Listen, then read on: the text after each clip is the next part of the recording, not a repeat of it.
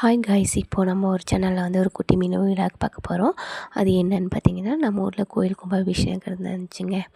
அங்கே போயிட்டு ஒரே என்ஜாய் பண்ணி, அதுவும் இல்லாமல் ஒரு முக்கியமான ஒரு அன்எக்ஸ்பெக்டடாக ஒரு விஷயம் நடந்துச்சு.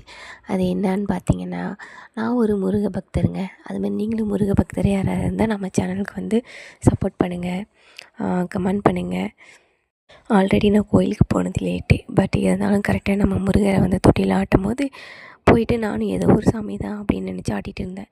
கடைசியில் வீடியோ எடுக்க சொல்லிவிட்டு வீடியோ பார்த்தா தெரியுது கடைசியில் நான் முருகரை தான் ஆட்டி விட்டுருக்கேன் அப்படின்னு சொல்லிட்டு.